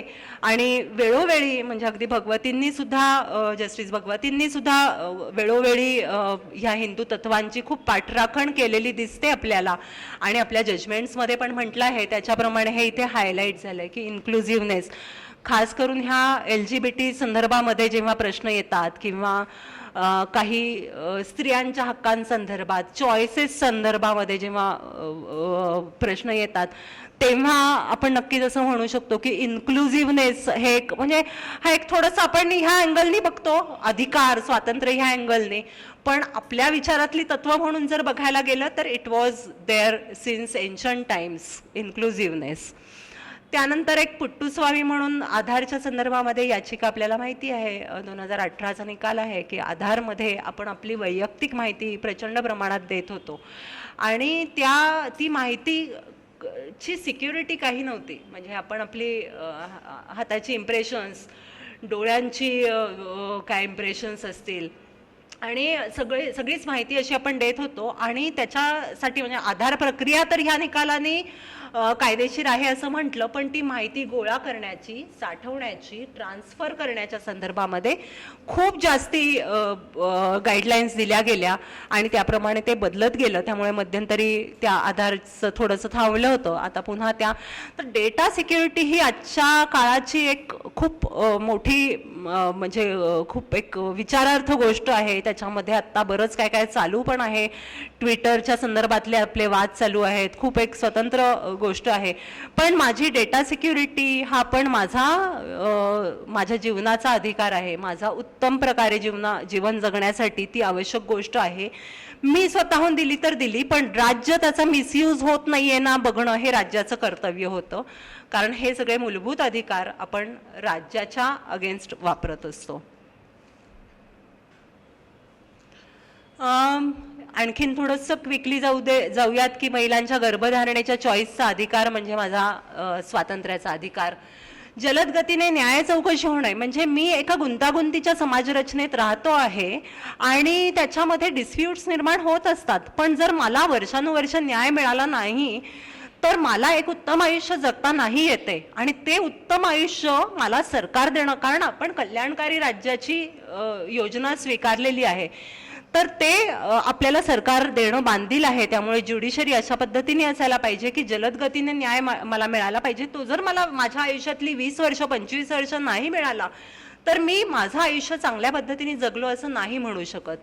म्हणून जलद गतीने न्याय चौकशी होणं, अगदी प्रिझनर्स राईट्स सुद्धा खूप झालेले आहेत आणि ते सगळे ह्या कलम 21 अंतर्गत झालेले आहेत की बेड्या न घातल्या जाणे, एकांतवासाच्या विरोधात अधिकार आणि right to be left alone म्हणजे माझ्या खाजगीपणात कोणी ढवळाढवळ न करणं किंवा इंटरफिअरन्स न करणं, तर हा सुद्धा सार्वजनिक ठिकाणी मृत्यूदंड देण्याविरोधात आपण असं म्हणतो की ही बारबारिक प्रथा आहे किंवा ही तालिबानी प्रथा आहे, पण असं नाही. अगदी 1985 साली सुद्धा सार्वजनिक ठिकाणी फाशी देण्यासंदर्भामध्ये आपल्या न्यायालयाने निकाल दिला होता, तो काय खूपच वेगळ्या ह्याच्यात दिला होता, पण असं झालं की अशा पद्धतीने नाही दिली जाऊ शकत. तो व्यक्तिगत स्वातंत्र्य आणि जीविताच्या अधिकाराचं उल्लंघन आहे. Public hanging is not allowed. इतकंच नाही तर मी जगती आहे तोपर्यंतच माझा हा अधिकार नाही आहे, तर माझ्या मृत्यूनंतरही माझ्या शरीराची हेळसांड होऊ नये, त्याची योग्य पद्धतीने विल्हेवाट लावली जावी, त्याला प्रतिष्ठा मिळावी, माझ्या शवाला प्रतिष्ठा मिळावी, हा सुद्धा त्या व्यक्तीचा अधिकार आहे. बरोबरच थोडंसं फास्ट जाते की कायदेशीर सल्ला मिळण्याचा अधिकार, कारण न्याय नाही मिळाला तर मी उत्तम आयुष्य नाही जगू शकत. कस्टडीमध्ये तुम्ही न्यायपूर्ण मार्गाने जे काय करायचं ते करा, पण कस्टडीमध्ये एका मर्यादेच्या पेक्षा जास्ती हिंसाचार होऊ शकत नाही, तर त्याच्या विरोधात अधिकार. असे हे खूप व्यापक भूमिका न्यायालयांनी वेळोवेळी घेतलेली आहे. अनेक याचिका म्हणजे झालेल्या आहेत दाखल आणि त्या संदर्भामध्ये अमुक एक गोष्ट म्हणजे माझा अधिकार असं म्हटलेलं आहे. माझी डेटा प्रायव्हसी जपणं असू देत, राईट टू बी फॉरगॉटन संदर्भामध्ये मी लिहिलं होतं, म्हणजे सर्व्हरवर माझ्या संदर्भामधली एखादी चुकीची गोष्ट किंवा माझा संवेदनशील डेटा कोणीतरी शेअर केला किंवा काही पॉर्न गोष्टी शेअर केल्या किंवा जी गोष्ट मला संवेदनशील वाटते की मला माझं लोकेशन नाही दाखवायचं आहे पण कोणीतरी शेअर केली, तर तो पुसला जाण्याचा अधिकार. पुसलं म्हणजे काय, डिलीट करण्याचा नाही, सर्व्हरमधून काढून टाकण्याचा अधिकार, राईट टू बी फॉरगॉटन. तर BN कृष्णन, मला असं वाटतं का श्रीकृष्ण म्हणून समिती नेमली होती, त्यांनी हे डेटा संरक्षण बिल केलेलं आहे आणि त्याच्यामध्ये हा राईट टू बी फॉरगॉटन दिलेला आहे. सगळ्यात शेवटचा एक गोष्ट घेऊन मी इथे थांबते म्हणण्यापेक्षा पुढच्या गोष्टीकडे आपण वळूयात. ह्या लिस्टमधली गोष्ट की माझा शिक्षणाचा अधिकार, म्हणजे आम्ही एका पद्धतीने सिव्हिलाइज्ड आहोत आणि ते सिव्हिलाइज्ड असण्यासाठी शिक्षण ही एक मूलभूत गरज आहे. तर बालकांना म्हणजे जन्माला आल्यावर बालकांचा शिक्षणाचा अधिकार, मोहिनी जैन आणि उन्नीकृष्णन ही पण एक लँडमार्क जजमेंट्स आहे. 92 आणि 93 साली झालेली आहेत, पण त्याच्यानंतर शिक्षणाचा अधिकार हा मूलभूत अधिकार व्यक्ती स्वातंत्र्याच्या कलमाखालीच घेतला गेला. 21 खालीच 21C त्याला म्हटलं गेलं आणि 6 ते 14 वर्षाच्या मुलांना हा अधिकार आहे आणि तो त्यांच्या जगण्याच्या अधिकाराशी निगडीत आहे, जीविताच्या अधिकाराशी निगडीत आहे असं म्हणून 2002 साली दुरुस्ती झाली. त्याच्यानंतर right to education RTE act आला. आपल्याला माहिती आहे की इतर शैक्षणिक संस्थांमध्ये म्हणजे 6 ते शालेय खाजगी संस्थांमध्ये सुद्धा एक कोटा दिला जातो आणि त्या अंतर्गत ते रिझर्वेशन असतं, कारण की आर्थिक दुर्बळ गटांसाठीचं ते तो कायदा आहे की त्यांना शिक्षणाचा अधिकार मिळावा, त्यांना तो जपला जावा. कारण का इतकी वर्ष लागली की द्यायचा, तर तो अधिकार कसा द्यायचा? ठीक आहे, राज्यांनी मान्य केला, पण राज्याला शक्य आहे का फ्री अँड कंपल्सरी एज्युकेशन देणं? फ्री एज्युकेशन देणं तितकीशी सोपी गोष्ट नाही आहे आर्थिक विचार जर केला तर. आणि त्याच्यामुळे काही वर्ष लागली, पण अखेरीस आता 14 वर्ष वयाच्या मुलांचा हा अधिकार, शिक्षणाचा अधिकार हा ह्या माझ्या जीवन जगण्याच्या अधिकाराअंतर्गत येतो आणि तो स्टेटने रेकग्नाइज केलेला आहे. एवढं सगळं झाल्यानंतर हा अगदी एक्झॉस्टिव्ह लिस्ट नाही आहे, पण मी अगदी प्रामाणिक प्रयत्न केला आहे की ह्यातल्या मॅक्झिमम गोष्टी द्याव्यात. आता ह्या सगळ्या गोष्टी लक्षात ठेवण्याचा गरज नाही, पण हे कसं व्यापक गेलेलं आहे आणि आपण कसे इतरांचे अधिकार जपू शकतो, किंवा एखादी गोष्ट जगामध्ये होते तर का होते, RTE का आहे, 25% कोटा का आहे, किंवा समलिंगी संबंध का हे केले, अशा गोष्टींमध्ये सर्वोच्च न्यायालय कसं इंटरफिअर करू शकतं, ह्या गोष्टी जाणून घेण्यासाठी म्हणून आपल्याला ह्या थोड्याशा गोष्टी माहिती असणं गरजेचं असतं. तर खन्ना म्हणतात की राज्यघटनेमुळे स्वातंत्र्याच्या अधिकाराला मौलिकता प्राप्त झालेली नसून राज्यघटनेत त्याचा अंतर्भाव झाल्यामुळे राज्यघटनेला मौलिकता प्राप्त झालेली आहे. इतके ह्या अधिकाराचे महत्त्व अनन्यसाधारण आहे. अगदी बेसिक आहे. इतर कुठलेही राईट्स नसते तरी सुद्धा चाललं असतं. जीविताचा आणि ह्याचा अधिकार म्हणजेच सगळा माझा समानतेचा अधिकार, माझा फिरण्याचा अधिकार म्हणजे सुद्धा माझं व्यक्तिगत स्वातंत्र्य. आता म्हणजे हा पुढचा जो पार्ट आहे थोडासा तात्विक आहे आणि मी त्याच्यामध्ये काय म्हणूयात खूप प्रवीण नाही आहे, किंवा तो माझा प्रांत नाही आहे हिंदुत्व किंवा एक व्यवस्था समजावून सांगण्याचा. तरी सुद्धा मी एक प्रयत्न करते की आत्ता आपण ह्या सगळ्या एक ब्रेनस्टॉर्मिंग केलं आपण थोडक्यात आणि प्रचंड सगळ्या अधिकारांकडे बघितलं, ते त्या जागी योग्यच आहेत, पण त्याला एक दुसरा काही अँगल आहे का, किंवा एकच गोष्ट आहे, इकडून कॅमेरा आहे तिकडून तो वळवला तर आपण एक दुसरा काही अँगलनी त्याच्याकडे बघू शकतो का, ह्याच्यासाठीचा प्रयत्न आहे. ह्यातल्या पुढच्या ज्या गोष्टी आहेत त्या अजिबातच सर्वसमावेशक नाही आहेत. इनफॅक्ट त्याच्यामध्ये इथे सगळे जाणकार आणि ज्येष्ठ आहेत, त्यांनी त्याच्यामध्ये ॲडिशन करावी अशी गोष्ट आहे, किंवा हा पुढे चर्चेचा विषय आहे. तर मुळात मानवी हक्क संकल्पना कशा निर्माण झाल्या आधुनिक काळामध्ये आपण म्हणूयात की आपण अमेरिकन बिल ऑफ राईट्सवरनं जगभराने त्या घेतल्या, किंवा ढोबळमानाने आपण म्हणतो की फ्रेंच राज्यक्रांतीमधनं आपण स्वातंत्र्य, समता आणि बंधुता जगाने घेतली, कारण की त्या तेव्हा हायलाईट झाल्या होत्या. त्याच्यानंतर रिसेंटली 1947 साली universal declaration of human rights जेव्हा केलं, त्याच्यामध्ये त्यांनी म्हटलं ह्या 3 गोष्टी जुजबी पद्धतीने आपल्याला माहिती असतात की इथे हे मानवी हक्क असतात. कारण आत्ता आपण जे बोललो ते जरी आर्टिकल 21 वर बोललो असू तरी ते ओव्हरऑल मानवी हक्कांवर बोललेलो आहोत. तर हे मानवी हक्क म्हणजे खरोखर हे अमेरिकन संविधान किंवा फ्रेंच राज्यक्रांतीने दिलेले आहेत का, किंवा डिक्लेरेशन केलं म्हणून दिलेले आहेत का, तर नाही. त्याला एक लॉच्या परिभाषेत आमच्याकडे नॅचरल लॉ थिअरी म्हणून असते, नैसर्गिक लॉज असतात आणि ते नैसर्गिक लॉज कायम असतातच. म्हणजे जशी संस्कृती सुरू झालेली आहे तसे ते कुठेही मत्स्य न्याय नाही आहे, ते नैसर्गिक लॉज असतात आणि ते काही कोणी देत नाही, कुठल्याही घोषणा देत नाही ना फ्रेंच राज्यक्रांती देते. आणि ते नैसर्गिक लॉज असे सभ्यतेला धरून असतात किंवा तेव्हापासून सुरू होतात. म्हणूनच आपण म्हणतो की आमची संस्कृती अतिशय प्राचीन आहे. तर मग म्हणजे 1947च्या अगोदर काय, राज्यघटना येण्याच्या अगोदर काय ह्या हक्कांचं, मानवी हक्कांचं काय होतं, किंवा फ्रेंच राज्यक्रांतीच्या अगोदर काय, त्याच्या अगोदर काही स्वातंत्र्य, समता, बंधुता नव्हती का? आम्ही म्हणतो की आमचं एन्शंट सिव्हिलायझेशन आहे.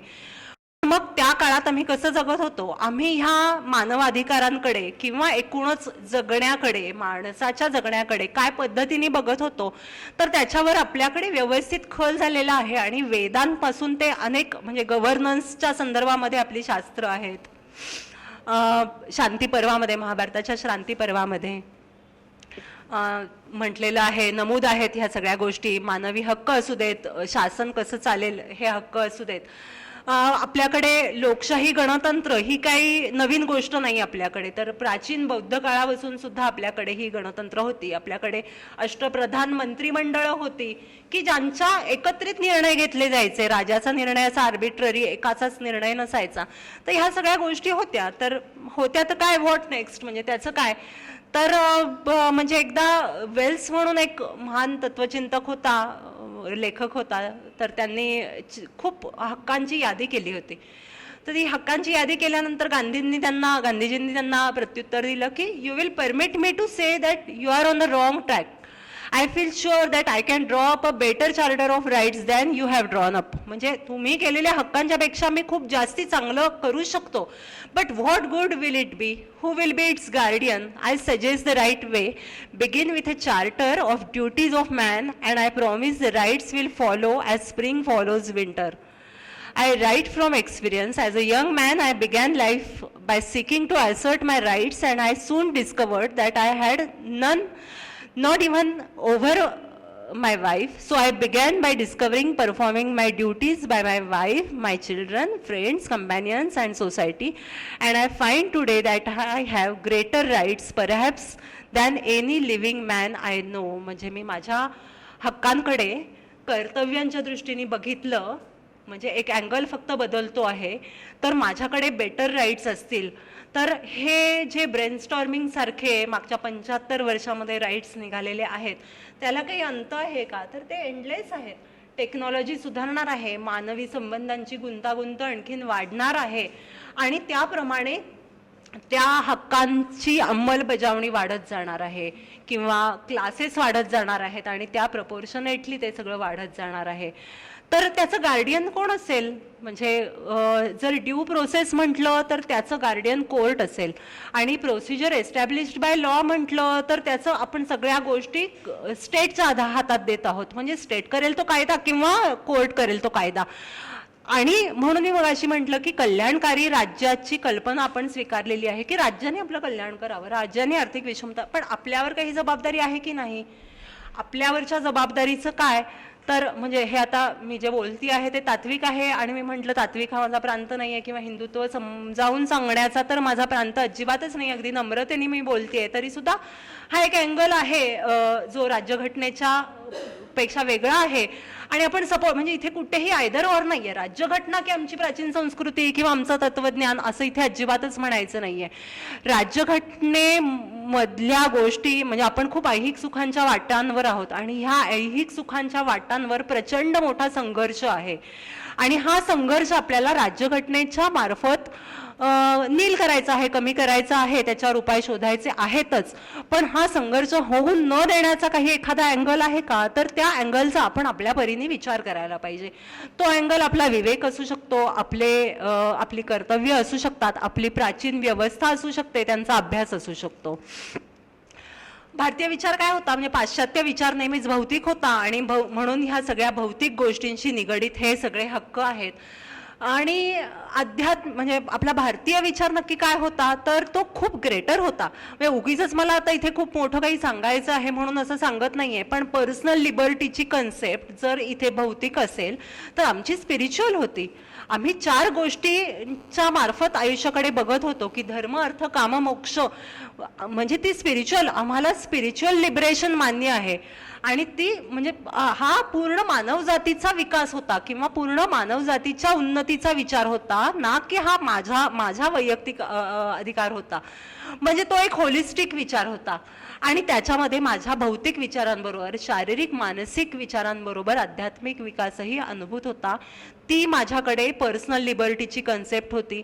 आपलं वाचन एवढं नसतं, ना वेदांचं ना उपनिषदांचं, पण थोर व्यक्तींनी उपनिषदांना डोक्यावर घेतलेलं आहे की मला कुठे पीस मिळेल तर उपनिषदांमध्ये मिळेल असं म्हटलेलं आहे. तर ही कन्सेप्ट जी आहे तर ती तेव्हापासूनची आहे. आणि हे स्वातंत्र्य म्हणजे विचारांचं हे स्वातंत्र्य आपल्याला तेव्हापासून एन्शंट टाईमपासून होतं. आणि ह्या विचारांच्या स्वातंत्र्यामुळेच विविध विचारधारा निर्माण झाल्या, वेगवेगळ्या आयडिओलॉजीज निर्माण झाल्या, वेगवेगळी दर्शनं निर्माण झाली.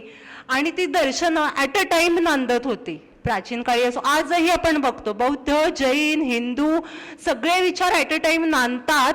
थोड्याशा त्यांच्यात कुठेतरी कुरबुरी होतात, पण अशी कापाकापी कुठे झालेली रक्तरंजित इतिहास कुठेही तिथे नाही आहे. आणि हे स्वातंत्र्य होतं, ते स्वातंत्र्य त्या स्वातंत्र्यामुळे जे वैविध्य निर्माण झालं होतं आणि ते वैविध्य होतं ह्याचाच अर्थ तो एकमेकांप्रती आदर होता. आणि म्हणजेच सगळ्या मानवी अधिकार होते किंवा मानवी डिग्निटी ज्याला म्हणतो, प्रतिष्ठा ज्याला म्हणतो, विचार स्वातंत्र्य जपण्याची जी प्रतिष्ठा होती ती होती, किंबहुना आजही आहे असं आपण म्हणू शकू. जस्टिस भगवती पुन्हा एकदा म्हणतात की this fundamental rights represent the basic values cherished by the people of this country since the Vedic times and they are calculated to protect the dignity of the individual and create conditions in which every human being can develop his personality to the fullest extent. माझा जगण्याचा अधिकार म्हणजे काय? मला पूर्णार्थाने विकसित होण्याचा, माझ्या पूर्ण क्षमता वापरण्याचा अधिकार.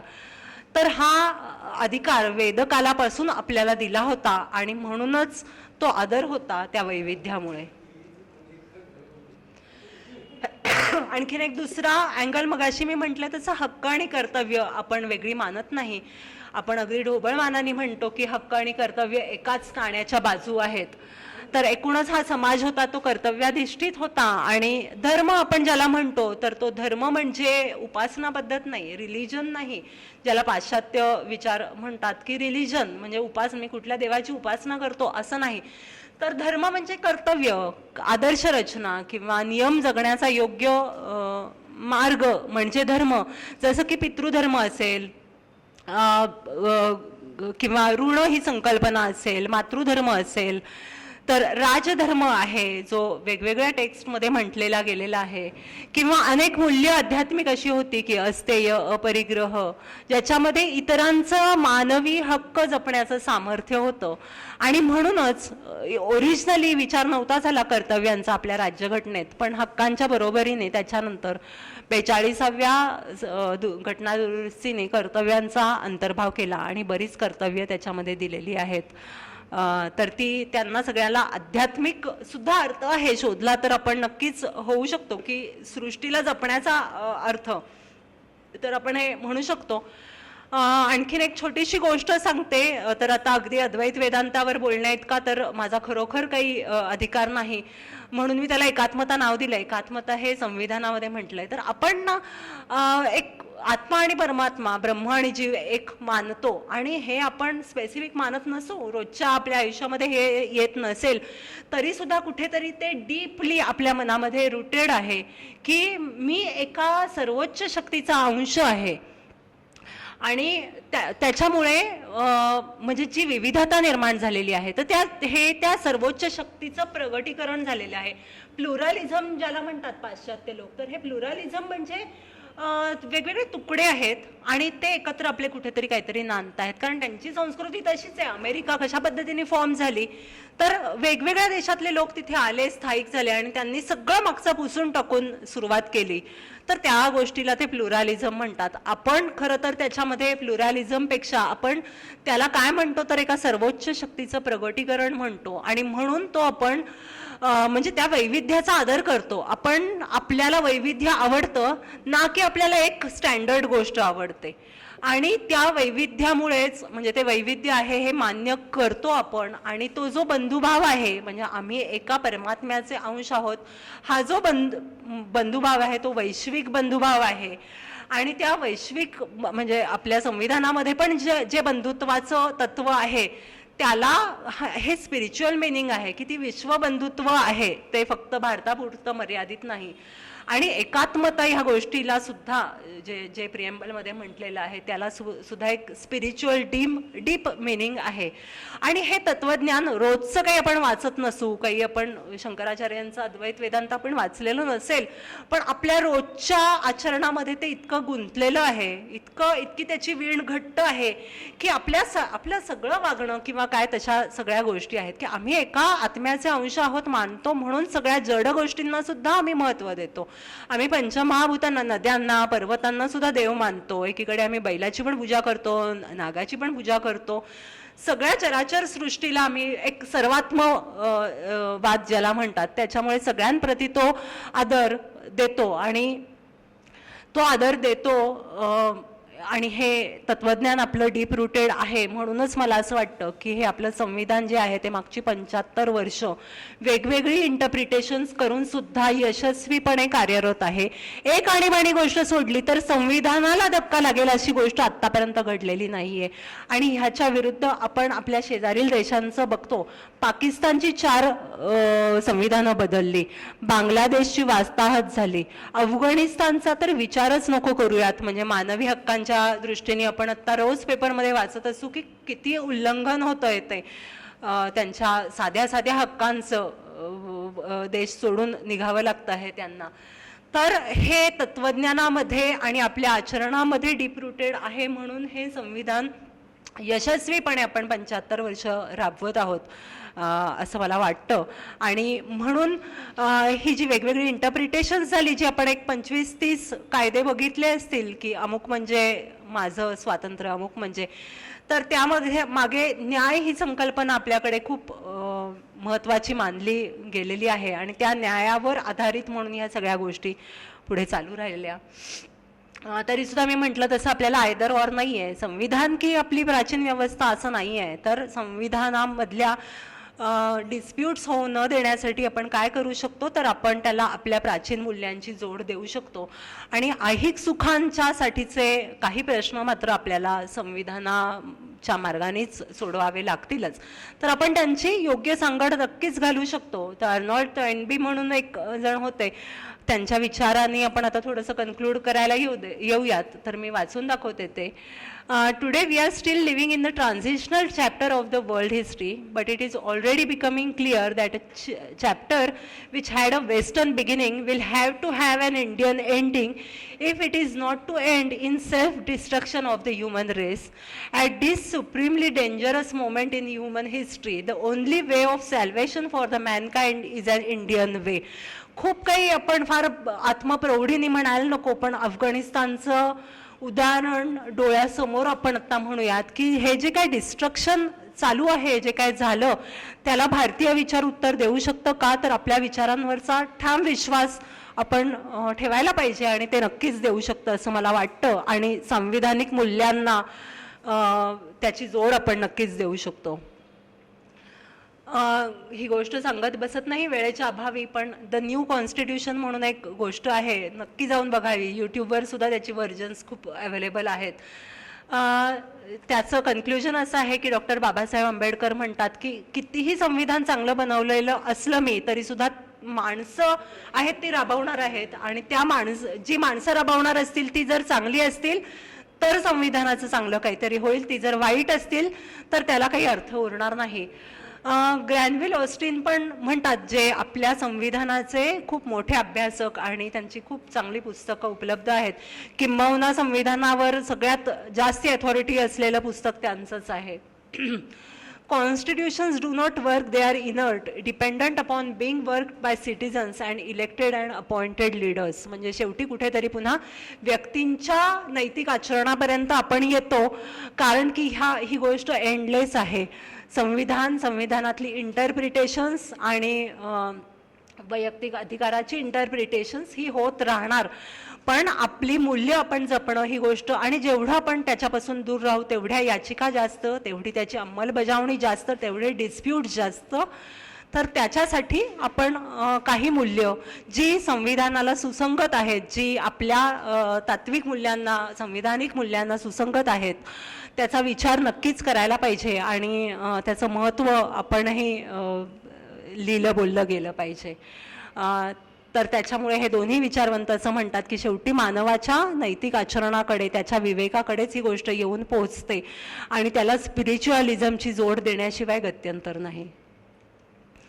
अखेरीस आपण विश्वकल्याणाची प्रार्थना करून थांबूयात. मी इथे थांबते. आपण सगळ्यांनी ह्याच्यामध्ये काही ॲडिशन करू शकता. ह्या नोटवर आपण इथे आत्ता थांबूयात. धन्यवाद.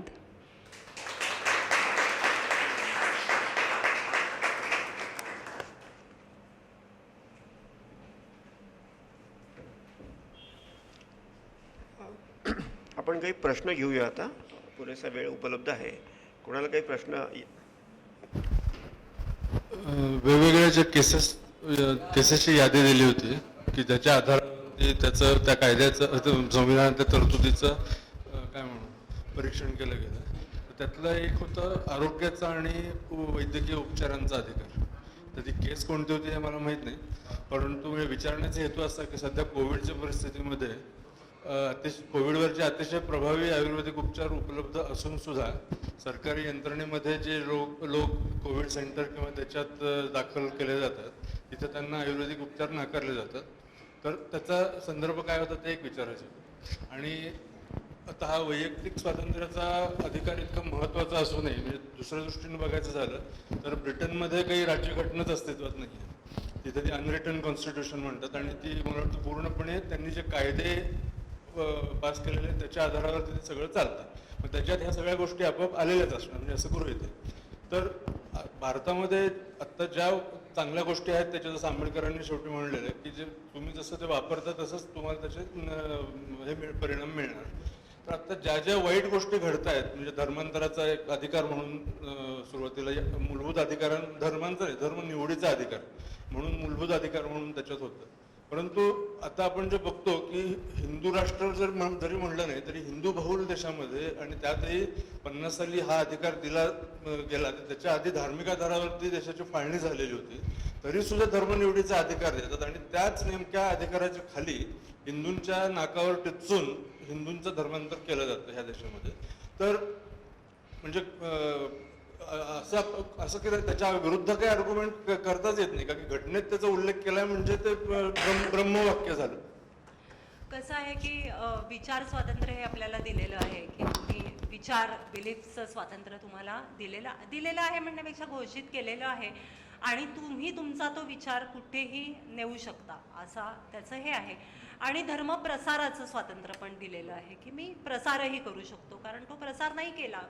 धर्म म्हणजे काय असतं शेवटी की ज्याला रिलिजन म्हणतात ती उपासना पद्धती होती, पण आपण धर्माकडे काय पद्धतीने बघतो तर आपण त्याच्याकडे दर्शन ह्या पद्धतीने बघतो, आयडिओलॉजी ह्या विचारांनी बघतो. आणि मला माझी आयडिओलॉजी सांगण्याचा अधिकार आहे का तर सांगण्याचा अधिकार आहे. मला समूह करून घेण्याचा अधिकार आहे का तर तो आहे. मला माझी आयडिओलॉजी बदलण्याचा अधिकार आहे का तर तो आहे. कारण की आपण असं अनेकदा बघतो, अक्षरशः माणसाच्या 70-80 वर्षाच्या आयुष्यात सुद्धा लहानपणी तो एक वेगळाच होता, अगदी हिंदुत्वनिष्ठ होता, तरुणपणी तो कम्युनिस्ट झाला आणि पुन्हा थोडंसं मिडल एज झाल्यानंतर तो पुन्हा हिंदुत्वाच्या मार्गाने गेला. अशी उदाहरणं तर इतकी आहेत डोळ्यासमोर. किंवा आपण सोशल मीडियावर पण वावरत असतो तर तिथे सुद्धा अनेक जण दिसतात की आपले विचार पूर्णतः बदललेल्या व्यक्ती दिसतात. आणि तो अधिकार आपल्याला हवी ती आयडिओलॉजी जेव्हा जे कन्व्हिन्स होईल ती आयडिओलॉजी फॉलो करण्याचा अधिकार आहे. मग आपण त्याच्याकडे हिंदू मुस्लिम किंवा फाळणी झालेली आहे ह्या दृष्टीने नाही बघू शकत, कारण की ती आपण आयडिओलॉजीच्या दृष्टीने ती गोष्ट बघतो. तर आपल्याला प्रसार करण्याचा पण म्हणजे मला जर माझे थॉट्स एक्सप्रेस करण्याचा अधिकार मिळाला नाही तर पुन्हा तो माझ्या व्यक्तिगत स्वातंत्र्याचा भंग होतो. त्यामुळे मला त्याचा प्रसार करण्याचा पण अधिकार आहे आणि मला हव्या त्या ग्रुपला जॉईन करण्याचा, मला समूह निवडीचा पण अधिकार आहे. ह्या गोष्टीमुळे बऱ्याच घटना अशा घडत असतात. तर सक्तीची धर्मांतरणं जी आहेत ती न्यायालयाने वेळोवेळी थांबवलेली आहेत. केरळमध्ये गोष्टी झालेल्या आहेत किंवा लव्ह जिहाद ह्या गोष्टींवर सुद्धा खूप ॲक्शन्स घेतलेले आहेत. किंवा मेजर सज्ञान नसलेली व्यक्ती जर असेल तर तिच्या संदर्भामध्ये सुद्धा न्यायालयाने तशा सक्तीच्या धर्मांतरणाच्या विरुद्ध ॲक्शन घेतलेल्या आहेत. पण एकदा व्यक्ती सज्ञान आहे तर त्याच्यानंतर त्या व्यक्तीने जर येऊन ती म्हणाली की नाही मी माझ्या मताप्रमाणे हा धर्म निवडलेला आहे, आपण काही नाही करू शकत. अगदी रिसेंटची केस म्हणजे एक खादिया मॅटर म्हणून आहे. मेडिकलची स्टुडंट चांगली होती पण हॉस्टेलला राहत होती आणि तिच्यावर अशा पद्धतीने दबाव म्हणता येणार नाही पण तिला त्या भाषणांना लेक्चर्सना घेऊन जाणं आणि इस्लाम थोपवणं आणि ती घरी असताना सुद्धा म्हणजे असं न्यायालयामध्ये नमूद आहे की फोनचा डेटा काढून की तिला त्या दरम्यान 500 कॉल्स वगैरे झालेले आहेत वेळी अपरात्री. अशा पद्धतीने त्या इस्लामची विचारसरणी तिच्यावर दिली आणि आणि त्याच्यानंतर ती एका इस्लामी कुटुंबाकडे राहायला गेली. त्याच्यावर तिच्या वडिलांनी हेबियस कॉर्पस पिटिशन दाखल केलं उच्च न्यायालयामध्ये. तर तेव्हा ते रद्द ठरवण्यासाठी तिचं लग्न लावून देण्यात आलं. म्हणजे तो खरं तर तशा पद्धतीने लव्ह जिहाद नव्हता, म्हणजे लव्ह जिहाद केला आणि मग तिचं धर्मांतरण केलं असं नाही. धर्मांतरण आधीच झालं होतं आणि त्याला काही हे होऊ नये म्हणून तिचं लग्न लावून दिलं. वडिलांनी पिटिशन केलं. केरळ उच्च न्यायालयाने चांगला निकाल दिला की तिची फ्री कन्सेंट नाही आहे, त्या धर्मांतराला तिची फ्री कन्सेंट नाही. फ्री कन्सेंट असती तर गोष्ट वेगळी, पण तिच्यावर अनड्यू इन्फ्लुअन्स टाकला गेला. पण सुप्रीम कोर्टामध्ये ते टिकलं नाही, कारण तिने येऊन म्हणाली की नाही हे मी बदललेलं आहे, लग्न मी माझ्या मताप्रमाणे केलेलं. मत बदलण्याचा अधिकार सगळ्यांना आहे. त्याच्यामुळे अशा धर्मांतरणांमध्ये कोणी काही करू शकत नाही. म्हणजे दोन्ही गोष्टी आहेत. सक्तीचं जिथे जिथे दिसेल तिथे तिथे होऊ शकतं. तुमचा पहिला प्रश्न होता आयुर्वेदाच्या संदर्भामध्ये. त्याहीमध्ये सरकारने काय करावं, आयुर्वेदिक ट्रीटमेंटला कसं प्राधान्य द्यावं हा सरकारी विचारांचा किंवा त्यांच्या ठरावाचा भाग झाला. आयुर्वेदिक डॉक्टर्स प्रॅक्टिस करू शकतात का, तर करू शकतात. आपल्याला स्वातंत्र्य आहे का की मी ॲलोपॅथिक घेणार नाही, मी फक्त आयुर्वेदिक किंवा होमिओपॅथीवर राहील, तर आहे. कोणी तुम्हाला कंपल्शन केलेलं नाही की कोविड आहे म्हणून तुम्ही हे कराच. अगदी अजूनपर्यंत वॅक्सिनचं सुद्धा कंपल्शन तसं नाही आहे. तर त्यामुळे मूलभूत अधिकार हा जो भाग आहे तो असा आहे की प्रॅक्टिस करणारे प्रॅक्टिस करू शकतात. सरकारी पातळीवर त्यांनी काय राबवावं आणि देशामध्ये आयुर्वेदाला कसं प्राधान्य द्यावं हा त्यांचा प्रश्न आहे आणि तो त्यांचा ॲडमिनिस्ट्रेटिव्ह म्हणजे त्यांचा निर्णय घेण्याचा प्रश्न आहे मला असं वाटतं. त्याच्यामध्ये बरेच मुद्दे आहेत की रिसर्च कसा तुम्ही तिथे केलेला आहे किंवा तुमचे काय किती पेपर्स उपलब्ध आहेत. आणि कोविड ही गोष्ट सगळ्या अख्ख्या जगासाठी इतकी नवीन आहे ना, त्यामुळे ह्या प्रश्नाला तसं डायरेक्टली उत्तर आपण नाही देऊ शकत की काय होतं असं. दोन अधिकारांच्या मध्ये जर अंतर्विरोध झाला तर न्यायालय त्याच्याकडे कसं बघतो? त्याच्यामध्ये खूप वेगवेगळ्या गोष्टींमध्ये म्हणजे अगदी छान प्रश्न आहे हा. पण प्रत्येक केस वाईज ते बघितलेलं आहे. पण प्राधान्य व्यक्तिगत स्वातंत्र्याला दिलं जातं. म्हणजे समानता आणि व्यक्तिगत स्वातंत्र्य असा जर प्रश्न आला तर प्राधान्य व्यक्तिगत स्वातंत्र्याला दिलं जातं असं बऱ्याच केसेसमध्ये झालेलं आहे. किंवा आता धर्माचा अधिकार आणि समानता असं म्हटलं म्हणजे हा मुद्दा खूपदा येतो की माझ्या रिलिजियस प्रॅक्टिसेस फॉलो करण्याचा अधिकार, माझ्या धर्माने जे सांगितलेले आहे ते. पण ती तत्त्व जर माझ्या जगण्याच्या अधिकाराला किंवा समानतेच्या अधिकाराला मारक असतील तर तिथे तो अधिकार मोठा ठरतो. जसं की ट्रिपल तलाकच्या संदर्भामध्ये झालं होतं की धर्माचा अधिकार की समानतेला प्राधान्य दिलं गेलं. त्याच्यामुळे ती एक म्हणजे वेगवेगळ्या केस लॉजप्रमाणे ती हायरार्की नाही म्हणूयात पण ते केस टू केस ठरतं असं. तर तिथे त्या अनिष्ट प्रथा चालू न ठेवणं किंवा संविधानाच्या चौकटीतच तुम्ही तो तुमचा धार्मिक प्रथा हे करणं तर मग असं अनेक धार्मिक प्रथांना रद्दबातल केलेलं आहे कोर्टाने. फक्त हेच नाही, खाप पंचायतीचे निकाल कसे इल्लीगल आहेत, असंविधानिक आहेत, ट्रिपल तलाक असू देत, अनेक प्रथा आहेत. सक्सेशन ॲक्टमधल्या गोष्टी म्हणजे समानतेला मारक आहेत, असमान आहेत. म्हणून तुमचा सक्सेशन ॲक्ट हे तुमचा धार्मिक कायदा आहे. खरं तर रिलिजियस लॉज आहेत, प्रत्येकाचे सक्सेशन ॲक्ट्स वेगवेगळे आहेत. मुसलमानांचा वेगळा, म्हणूनच त्याला वैयक्तिक कायदे म्हणतात ना, ते वेगवेगळे आहेत. पण ते तुम्हाला संविधानाच्या चौकटी, संविधानाची चौकट म्हणजे समानता, तर ते रद्द केलेले आहेत. तर बऱ्याचदा व्यक्तिगत स्वातंत्र्य आणि समानतेला प्राधान्य दिलं गेलेलं आहे. आणीबाणीचा काळा निकाल असं म्हणाला, आणि खरं म्हणजे तो खूप वर्षांनी सगळ्या समाजाच्या समोर आला किंवा प्रकाशित करण्यात आला थोडक्यात. आणि त्या मधल्या काळामध्ये ज्या सगळ्या गोष्टी झाल्या, अशा अनेक काळे निकाल मला वाटतं की सुभाषचंद्र बोसांच्या बाबतीतलं सुद्धा जे प्रकरण आपण ऐकलं किंवा त्यांनी स्वातंत्र्याच्या वेळेस जी रचना करून ठेवलेली, अशा अनेक गोष्टी संविधानाकडनं समाजाला ओपन करून देणं जे आहे ते आज तागायत सुद्धा झालेलं नाही. तर याचं कुठं लिमिटेशन जे आहे ते संविधानात रिफ्लेक्ट झालेलं दिसतं. मला कळलं नाही नीट. ओपन करून देणं म्हणजे काही अंधाऱ्या गोष्टी, अंधारे भाग असं म्हणता का तुम्ही? नाही, म्हणजे आता की आणीबाणीचा जो निकाल आहे तो खरं तर म्हणजे काळाच निकाल आहे. तो जितक्या तत्परतेने समाजापर्यंत यायला पाहिजे होता किंवा एक अधिकार म्हणून पोचवायला पाहिजे होता, तसाच अशा अनेक गोष्टी दाबल्या गेलेल्या आहेत स्वातंत्र्याच्या काळातल्या सुद्धा. त्या काळात उदाहरणार्थ स्वातंत्र्यवीरांच्या, सावरकरांच्या बाबतीतल्या असतील किंवा सुभाषचंद्र बोसांच्या बाबतीतल्या असतील, तर ह्या पूर्णपणे समाजाला का बरं ओपन करून दिल्या जातात? अगदी मूलभूत अधिकार आहे. मला माहित नाही ह्याच्यामध्ये बोलण्याच्या ओघात आला नाही का तो इथेच नव्हता. राईट टू इन्फॉर्मेशन म्हणून एक अधिकार आहे, आणि तो राईट टू इन्फॉर्मेशन आपल्या ह्या लाईफ आणि व्यक्तिगत स्वातंत्र्य, लाईफ आणि पर्सनल लिबर्टीच्या अगेन्स्ट.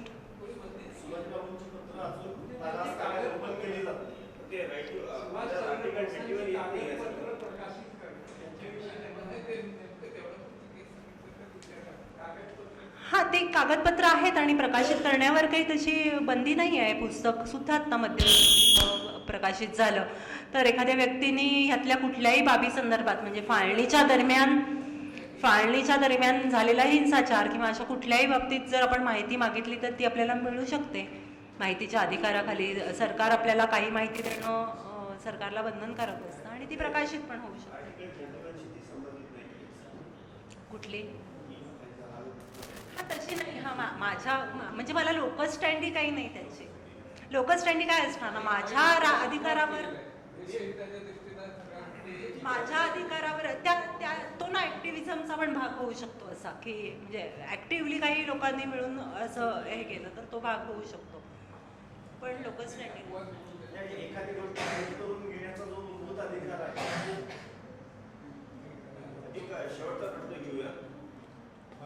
जो समानतेचा अधिकार आहे किंवा प्रत्येकाला स्वातंत्र्याचा पूजा करण्याचा अधिकार आहे, या संदर्भात 2 केसेस आपण पाहिल्या होत्या. एक शबरीमलाची केस आहे जिथे स्त्रियांना अलाव करत नव्हते किंवा नाही. तसंच आपल्या इथे महाराष्ट्रातल्या काही मंदिरांमध्ये. तर अशा वेळेला कायदा काय गाईड करतो आणि ती गोष्ट कशी पकडली जाते? म्हणजे मला काय म्हणायचं, का गाईड करतो की काय गाईड करतो?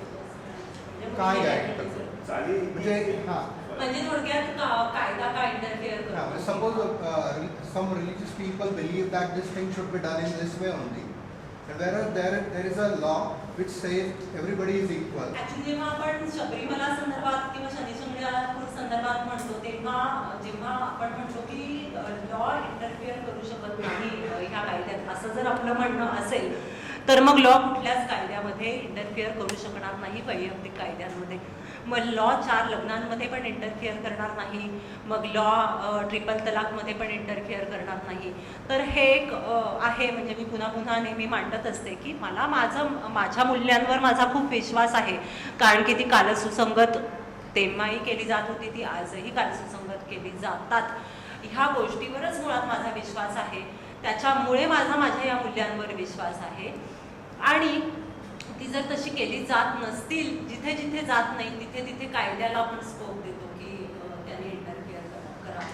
म्हणजे आता धर्मीय जाऊ देत, पण आंतरजातीय लग्न हा भाग आपल्या समाजामध्ये पूर्वी काही मान्य नव्हता आणि जात पंचायती असायच्या, अजूनही खाप पंचायती आहेत.